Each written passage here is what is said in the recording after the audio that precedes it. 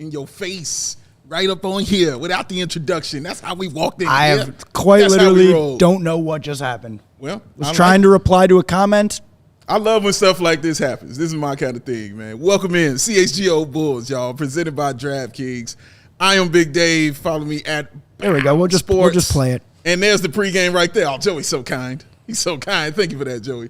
This man right here, the Quaff King himself, Will the Go Gottlieb. Follow him at Will_Gottlieb because he's an adult. And that young man down there, ladies and gentlemen, you already know him. He's the man, the myth, the legend himself. That is that young Kyle Williams down there, sir. What up, what up? What is up with you, sir? Not much here. Jet setting everywhere. I wish. Just got back from Phoenix? Yeah. How was it? Phoenix? The Waste Management Phoenix Open is like a frat party with a little bit of golf in it. That's the best way to explain it. But it's great tournament, great vibes. Talked with Brittany Griner, so that was wow. Oh, wow. That's something I won't forget. That is a super That flex. is a flex. Man, the biceps are swollen up on him, bro. But be flexing over here hard, man. But nah, I'm happy to be here talking some Bulls basketball. Happy to be here with you, sir. And, of course, on the ones and twos, that man, DJ Joey Spathis, over there. Follow him at Joey Spathis, Quest for 1K. What's up, Joey? Quest for 1K is moving definitely in the wrong direction, so it's all right. It's moving the wrong direction, or it's just stagnant? It's moving very slowly in the wrong direction, but slowly. Losing one follower a day. Yeah, it's not great. I don't know what's happening. You guys, do something about this. Go follow it, No, man. they've done everything they can. There's only have. so many people that watch the show. I think they all follow me at this point. I think they're just mad that you haven't shown your face enough. They want to see more of Joey Spathis. The only followers I have are the ones who are literally you have to follow me. Nobody else is going to do it. So. We'll take it. We'll take what we can get. Chatty Spathis on the Twitter machine, guys. That's how he rolls, man. We are here, though, talking Bulls, man. Bulls and Raptors play tonight. We're very excited about it. Bulls going in with the 2-game winning streak. And we're going to talk about the playoff picture. We're going to talk about Patrick Beverley's effect. Talking about Pascal Siakam, who's having an amazing year for this team, man. But before we start, the news has broken. It is out there. Goran Dragic released by the Chicago Bulls. You see the tweet from Casey Johnson. The Bulls and Dragic parting ways was a mutual decision per sources and has been in the works since the addition of one Patrick Beverley. This allows Dragic the chance to sign with another team and be playoff eligible. Bulls now have an open roster spot that also, I like how you put also twice. Also, you know what I'm saying? Also, close to tax. That's how I do. And just in case you're wondering how that looked, man, there's a tweet from Bobby Marks. That's probably open up to that roster in Chicago. $1.2 million below the tax. He can be claimed by any 29 teams. The claiming team, however, would take on his $1.8 million cap hit. Will, I'll come to you for the money aspect of it, sir. Break it down for the young people out there. I left my wallet in the car. Of course. It's, again, why I'm coming to you with the money, because I'm sure that's not your first time saying that. Usually at a restaurant, that might have come up, Thank you for catching that.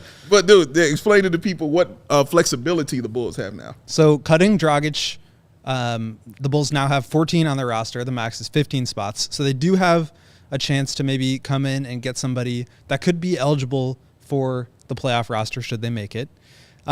Basically, the rule is there's a deadline of March 1st, which is tomorrow, end of day, and any player waived by or before then can be picked up by another team and still be eligible for the playoffs. So any player, Juancho Hernan-Gomez is a great example. He was released today by the Raptors, who the Bulls will be facing tonight. They picked up Will Barton, who I thought was another potential target. But Juancho, for example, since he was cut before the deadline, could be eligible to be signed by the Bulls or another team and still be on their playoff roster. So Bulls will probably go through tomorrow with their current 14-man roster and just kind of survey the field, see what free agents are out there. But in theory, they could pick someone up for the prorated vet minimum and still stay below the luxury tax, which we all know is the most important deal here. That's why you play basketball, baby. Get below the tax. We kind of felt like this was coming. I thought it was coming even if they didn't get Patrick Beverley. It just kind of felt like the welcome had worn out. You know what I'm saying? Not that he got tired of us or the Bulls got tired of him. It just seemed like it wasn't long for an 82-game season with Goran. And it's too bad, just from like a personal, perspective. He was one of those guys that will just like come up to you in the locker room and like start explaining pick and roll stuff and like talk about his reads and like where guys need to move around and stuff, which is awesome from a reporter perspective. Yeah. So a lot of times you're asking questions, you're not necessarily getting the most in-depth answers because guys don't want to talk about it or what they don't think you'll understand or whatever. But Goran was just like going out of his way to help explain those things. I think his veteran presence on the locker room, even though it ran out, like you said, was there. I think he really helped sort of, just teach some of these younger guys point guardsmanship. Yes, come on, Will. And so I'm glad if it was a mutual decision, which Casey Johnson is reporting that it was. Mm-hmm. It's good that he can go find another home and still be playoff eligible, because I could see him being like, he could help win you a game in a playoff series. Like he could have that one game. We saw the beginning of the season; it's kind of worn off, but I think he could like have a magic moment in a playoff game and kind of help his team there. So too bad, but I think with Patrick Beverley on the roster, kind of makes sense that he would be the odd man out. Kyle, is there a team that you can see like Dragic kind of ending up with? That's a great question. I remember there was talks of linking him with Dallas over the summer, that's right, because of the Luka connection to Dallas. But so maybe there, use another vet in the locker room, another shot creator, distributor, and just like Will mentioned, his IQ, just that veteran presence is much needed in today's game. Like you don't see many teams valuing that veteran presence. Like I mean, the Warriors with Iguodala, him just not really playing, but him just being around the young guys, them being able to, like Jonathan Kuminga can go up and talk to him, Moody. So I think Dallas will honestly be the perfect fit for him. I think even a team maybe like the Heat or something like that also. Return to Miami, Just return there because, they, like you just said, they definitely honor their veterans. Yeah. You know what I'm saying? Yeah. There, man. Has them going to get Kevin Love and putting him in the starting lineup, for goodness sake. That was surprising. Yeah, very. So, he's got options. Definitely has options, man. It should be interesting. So I think the other question to that is, though, open roster spot for the Bulls. Who we looking at? Because, we still need some shooting out there. But like I was telling Will before we started, I don't know who's out there and available who is like a straight up shooter, Will. Like I don't know who the guy is. So I could name one guy. Well, I can name one too. You know what I mean? But I don't think he's gonna. Yeah, I know one guy who's playing in Greece right now. That's what I'm saying. Yeah. I can name one as well. I can name a legend also, sir. But he's over there carrying Greece right now with his 5 points a game. Got the whole country on his shoulders. Put it right there. That's what they did. They put it right there on the shoulders, wearing number 0, man. I'm following. Don't trip me. I'm following, son. But tell me, who do you think the Bulls should be looking at? What player would you like to see the Bulls go after? The Bulls were linked to John Wall a bit. He's still out there, but I think with Patrick Beverley, that's a little bit less likely. I think you're dropping Dragic because you have a pretty full point guard rotation. Juancho Hernan-Gomez could be somebody, but he's not really a shooter. I was just going through and looking on the Real GM list of available free agents. There's not a lot of guys out there, and I think we're at the point where this sort of narrative about buyout players where they're not really going to move the needle, I think that's like very true. I think Juancho is maybe like one of the few NBA back-end rotation players that could be out there, but again, he's somebody that just got dropped by a team that's already ahead of the Bulls in the standing. So I'm not really sure that they'll find the perfect fit. Maybe this is a situation where they convert one of their two-ways to a full NBA roster spot and then pick somebody else up as a two-way. Who knows? We'll see. Kyle, anybody you looking at for the Bulls? Would Malcolm Hill be available for that 15th spot? I'm not sure what the rules on that are. I would imagine so, but I wonder if they would bring him back on a two-way or what situation that would be. I was a little surprised that they cut him, obviously a little bit older, but I mean, he was like one of the few guys on the roster that can actually shoot threes. So a little surprising there, but maybe that's an indicator that they just are kind of done on the Malcolm Hill train. Yeah. Joey, this would have been a perfect time for you to have, the Matt Thomas back signal graphic up. This would have been perfect because the bat signal is being going out to him right now, sir. You know what I mean? But it's all right. It's got to be a pretty high-powered signal if it's. It's a bat signal. What are you up on the roof from here, pointing it to Athens? Don't question the greatness of how the legend gets signaled. I think it's light out over there right now. Don't question the greatness. I'm just saying you put the call out. You put the call out to the legend. Fair enough. It will be heard. I mean, I guess you're right. Like Dark Knight Rises, he's walking through the desert, and then all of a sudden he's just back in Gotham City. So Not going to count him out. That's how that rolls. I like Samuel Martin's comment here. Dragic to Drummond connection was beautiful and short-lived. Honestly, it was a lot of fun for a little while, man. I did kind of enjoy that for a second. What about a Jarrett Culver? Oh, wow. Is he a free agent? I haven't heard in a minute. I believe so. If you're looking for shooting, he is not your guy. He is not the one. No. Talent-wise, he could be. He's skilled. He could be somebody. Old friends, Denzel Valentine, Shaquille Harrison, Chandler Hutchison are out there. Like Jabari bullets. Parker, Alfonso McKinney. Stop shooting me. Tony Bradley's a free agent. Why must you shoot? Stop shooting me. Put the gun down. I'm still a believer in Sharif Cooper. I think Many he could people be. are. I think he could be something someday. He's a free agent. Jared Butler is another popular name. He's kind of a microwave scorer that was on the Jazz for a little while, but he's a free agent now. Jared Butler. Like that. Like that player in college. You liked it? He was You good. like that? Good college player. Good Baylor player. Okay. So there's some players out there. I don't think, like I said, I don't think anybody's going to really move the needle. But if they wanted to use this as a back end tryout sort of situation, which I think is kind of the way that smart teams use those 14th, 15th roster spots in two ways, is cycling in talent, see if you can get anything out of them, seeing if there's any future with the team, and then moving on if there's not. And I like that the Bulls did that just post trade deadline. If they're not going to make any moves on the trade front, then give yourself a chance to try to develop some talent internally by, cycling through those roster spots and just seeing if you can find somebody. I'd be remiss if I didn't say this for Bulls Nation because, of course, when the roster file opened up, of course, there was one name that just immediately went out and went crazy. Well, is there still an opportunity for the Chicago Bulls to get Derrick Rose on the team? He would need to be bought out by the Knicks by tomorrow, end of day. I don't think that he will be because he's got a team option next year. I think he's making about $14 million this year, $14 million next year. I don't think the Knicks are going to pick up his team option for next year, which means that he's probably going to want to not give back any of the money that he's owed for the remainder of this year and then just be a free agent next year. What about Carmelo Anthony? He's out there. That's another name I was going to bring up. I was going to ask Kyle that one. How'd you feel about You think Melo, he can still sir? play? I mean, I know he's probably been working out with his son Cayenne.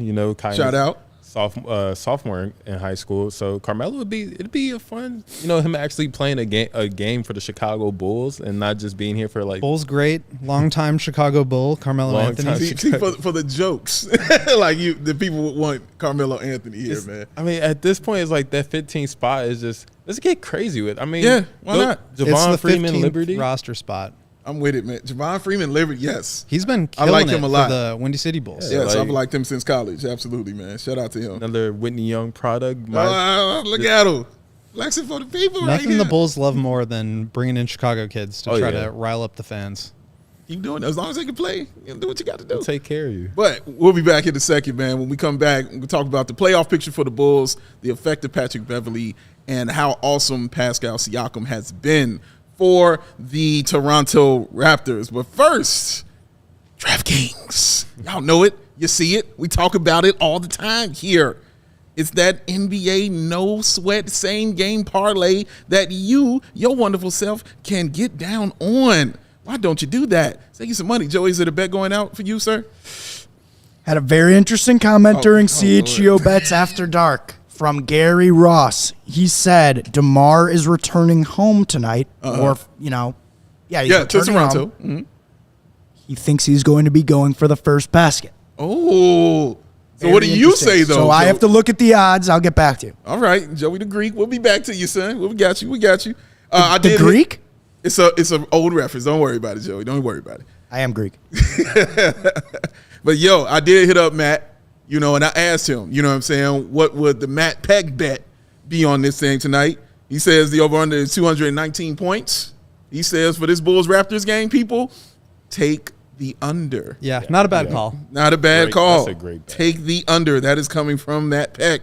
Yeah, so download that app. Download that DraftKings app, y'all. Use that code when you sign up. It's called CHGO. New customers can bet $5 and get $200 in bonus bets. Win instantly. Only at DraftKings Sportsbook, an official sports betting partner of the NBA. And minimum age and eligibility restrictions apply. See show notes for details. I like how I bring that right up here, then just bring it down here. Just stuff I like to do. Let's talk about the playoff picture. I want to take a look at it for a second, Joey, if you could show that for the people. Just showing where the Bulls are after these 2 victories that they had. 87 points they gave up in the first one, 82 in the second one against Washington. And obviously Washington was ahead of them and still is ahead of them in the standings. Yeah. But right now the Bulls have game back of Washington. If they do climb over Washington, which I think we all kind of expect them to do, they will hold the tiebreaker. Now, that's what makes this game interesting tonight is the Raptors, even though they are ahead of them, if the Bulls, get this victory against those Raptors tonight, whoever wins this or the Raptors gets the tiebreaker against that team, man. So definitely some implications for the play-in, going forward with this game tonight with the Raptors. Yeah, I mean, I all these games are huge. I was asking Billy about it before last game, kind of, is there any sort of extra juice or urgency with this game against the Wizards? And he was like, I mean, yeah, it's an important game, but like every game is a really important game from now on. Like I don't want to place any extra importance on any game because that implies that you can take something off for the next game. And like they can't afford to do that. DeMar said coming out of the All-Star break, every game is a game 7. I think that's the mentality now. Obviously, the 2 teams that are in front of you in the standings, like these games are really important for the standings, but they gotta finish out strong here. These are games that should be winnable, that are against teams within the same range in terms of wins and losses. So they should be in the same sort of talent sphere, but they gotta win. Got to, man. They're no more room for error. 0. Kyle, coming in, Raptors holding the 9th seed. They've won 4 of their last 5. So even though people like myself thought, oh, well, they might be on a decline, might not be trying to win right now, seems like they're like, no, we still want to go to the playoffs. No, Toronto's one of those teams that under Nick Nurse, they're always going to try hard. They're going to try exotic defensive coverages, and they have a lot of talent on that team. So to be a below 500 team, and their offense this season's been pretty hit or miss, but their defense is still pretty top notch, especially in the last 2 weeks. In the last 2 weeks, I believe they rank 8th in defensive net rating over the past 2 weeks, according to Cleaning the Glass. And it should be a very interesting game. Pascal, Scotty Barnes started to turn it on after a slow start, and Fred VanVleet's still there, very prolific scorer, particularly when he's on fire. So the Bulls they have to match the intensity tonight, and it should be a good one. Should be a good one, man. I'm excited to watch it. On the injury front, no big news to report. Javonte Green's still out. Of course, Lonzo Ball, finished for the year. And on the Raptors side, surprise, Otto Porter Jr. is out. I think he's done for the season, right? Yeah, he's done. I'm shocked to the foundation. You know what I'm saying? That has occurred. It's almost like I saw that coming. I wanted to talk about this quickly. And Will, I honestly wanted to get this from you and you too, Kyle. Even though it's only been 2 games, but just the Patrick Beverley effect of these 2 games that we've seen. So, even over the 2 games, he's only averaging 4 points, 5 rebounds, 2 assists, nothing big. But the defensive rating of the Bulls in the last 2 games is 92.7. And since January 1st, they've been the number 1 in defensive rating. I think he was 105.9 before going into the game against the Wizards. So they've looked good on defense, but now for some reason they feel like they look even better. And it was something different about that third quarter, which let me know that it might be a Patrick Beverley effect here, because I'm used to them collapsing and used to them falling. But they came out in that third quarter, and even though they couldn't hit a shot, well, they made sure the Wizards couldn't hit one either until they could get theirs, man. And it just feels like that's something Patrick Beverley kind of brings to the team. I'll kick it to Kyle first. I mean, it's Patrick Beverley's one of those guys. It's cliche to say, but it doesn't show up in the box score. But I just think the Bulls just needed a player like him that is always giving constant energy, is always talking, whether it be on defense and in the locker room. Like, he's just one of those guys who brings people together. Yeah. He just kind of has that personality. And I think whether it be him or just the team trying hard, like the rotations have been crisper. They've been selling out. They've been trying more. And they're 5th over the last 2 weeks in defense, according to Cleaning the Glass. And I think, Beverley does have that sort of effect. It might not be in points, and I'm not come in steals, but he just has this personality and effect on others that gets them to buy in and play hard. I think totally agree, but I think that's why when this signing first was announced, it was like, this is going to help the Bulls. Like, it's not necessarily going to be coming in and giving you a ton of scoring juice or creating shots or even, like you said, getting a ton of steals. He holds people accountable. I think he is starting to just like take leadership and take command of the locker room a little bit more and hold some of the stars accountable. But also, I kind of wrote this in my last thing, but like, Lex. it's just, he's not like Alex Caruso isn't the only one out there playing defense now. Like there's two guys. He's out there and fighting like that for makes his a life. huge difference. Correct. Like the Bulls' whole defensive scheme was like Lonzo Ball and Alex Caruso cut everything off at the point of attack. Don't let the pick and roll action even start. And then we won't have to worry about stopping it when it comes downhill. And like when you only have Caruso out there, he can't do everything. So like the pick and roll action happens and he doesn't get the right help when he's going over screens, or he's the one guy that can make a rotation, but like the ball gets swing and there's only so much he can do. So now there's two guys, and I put a bunch of clips on Twitter about this, but like those two playing off of each other, I think just really raises the floor of what that defense can be. They still give up a lot of threes. Sure. They don't do a great job taking away points at the rim. But I think overall, they're contesting a lot more aggressively. They're flying around better on their rotations. And just like the basketball IQ between those two of just knowing where to be, playing off of each other, and understanding what rotation they have to make, and then seeing the next play ahead, and the other one starts to make that. I think that just goes such a long way when you're talking about a team that already is a really good defense. I think some of it has been lucky in terms of opponent shooting, but when you are flying around like that, when you know where to go, and when you see the next play ahead, and you can get out and contest, that just I think that really raises your defensive floor. Can I add one thing? Please. Just confidence too. Like Patrick Beverley, just like I've never met or spoken with him. You could probably speak to this more, but he's just a confident person. Like he's just from the outside looking in, is just he like when he went to LA. Bron and AD are playing with him, he said. And, he did. And like, it's just, sometimes you just need a guy who like, he's not the most talented point. He's not even probably in the top 30 point guards in the NBA. But he thinks he is. And like, sometimes you just need a guy like that who's just like, we can beat this team. Like, just have that irrational confidence. Doesn't hurt. You better preach over that, Cal. The one thing I like that he's bringing, the one thing I think the Bulls really missed from Lonzo Ball, and of course, there's a ton of things, but the one thing I really, truly missed was how he got the Bulls easy points. He got the Bulls at least 6 to 8 easy points a game. You know what I mean? Like making certain passes or seeing up the floor, you know, when guys are down.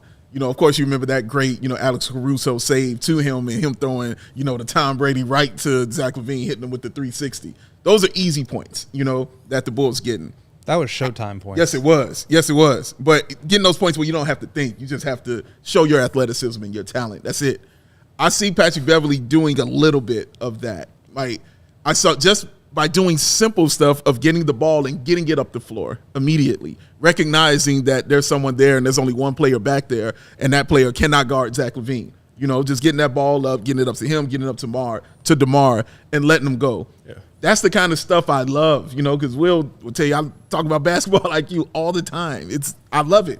And so the Bulls were severely lacking in it, and just the fact that they have it here, I'm not saying it's to the level of Lonzo's, but they were missing it, period. So the fact that they can have some now, just you see what the result is right now. It's on the offense and defensive side of this team. And the effort they give, like you mentioned, because Pat Bev is not going to take any shorts from nobody. You're going to have to bring it for him, man. So, and he's good for the young guys, too. I like how he talks to the young players, man.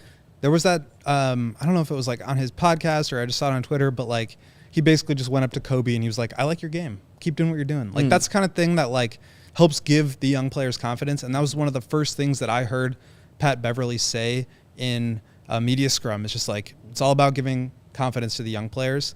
And then in terms of the offense, like you're right, he's not creating shots necessarily, easy offense. Like Lonzo could get me an open bucket in the NBA, which obviously nobody else is going to do. Perfect looking shot too, ladies and gentlemen. Just tell me, it's a perfect. But like, shot. Patrick Beverley's not going to create offense for anybody in that way. But he could be a good play finisher in terms of just catching and shooting spot up threes and stretching the defense out just a little bit more.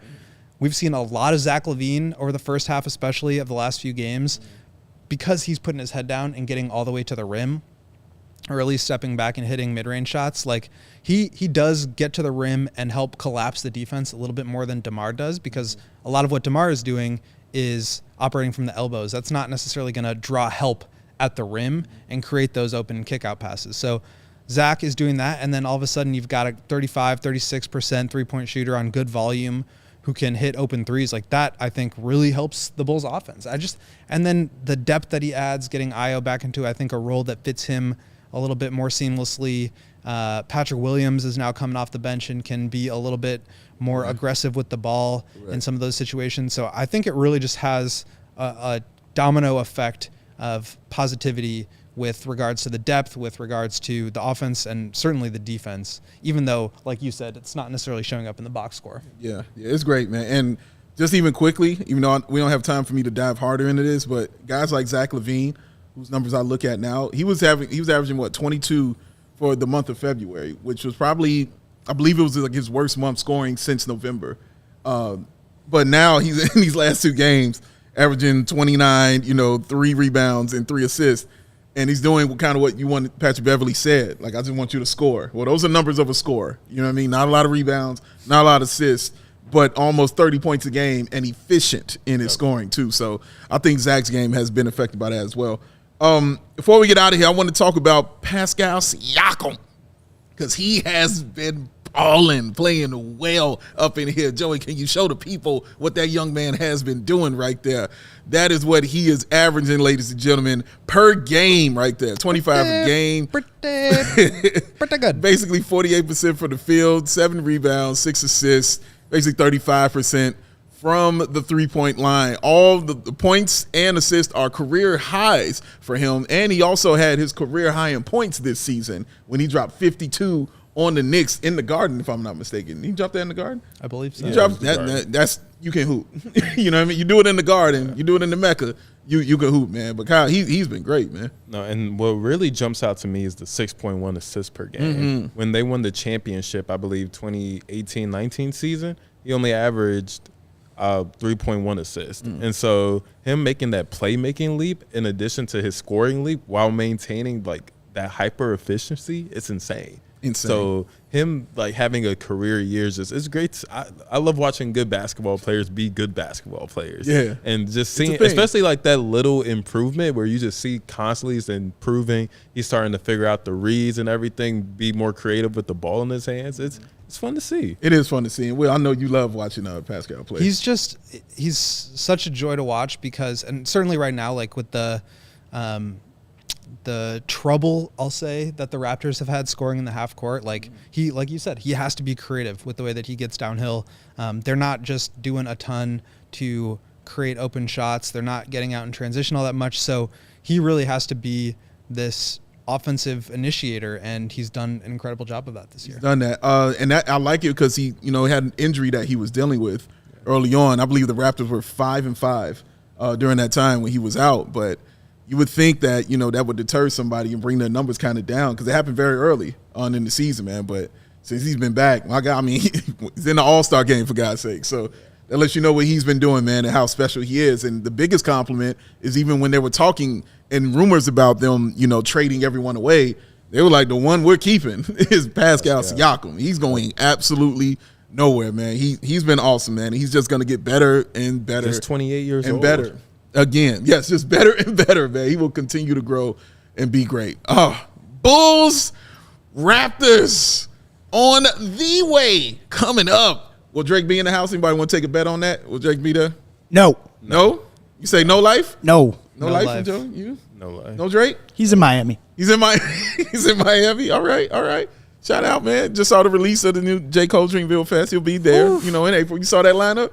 Pretty mean, right? I was like, it's pretty mean. Pretty mean lineup. Cole and Drake together. Raleigh, North Carolina. Yeah, man. Give me a reason to go. I've been dying to go to North Carolina, man. I got to get out there. Shout out to my man Ed out there, bro. But, man, thank y'all for tuning in. Thank y'all for joining us. Come back, won't you, after the game, in the post game. Hopefully we'll be talking about a Bulls victory, getting 3 wins in a row. And also, make sure y'all join us tomorrow for our watch party at PB&J. It's going down in the West Loop. It's free. Come through. Hang out. Literally Joey join will us. be there. More info on allchgo.com. Come on and say that. Will will be there. You going to be there, Kyle? I'll be there. Kyle will be in the house. I will be there. We going to be repping, man. Having a good time. Let's go watch this game, y'all. Hopefully we're giving out the belt. We'll see it. On behalf of my man Will, man Kyle, DJ Joey Spathis. I'm Big Dave, y'all. We out. See you in the post. Peace.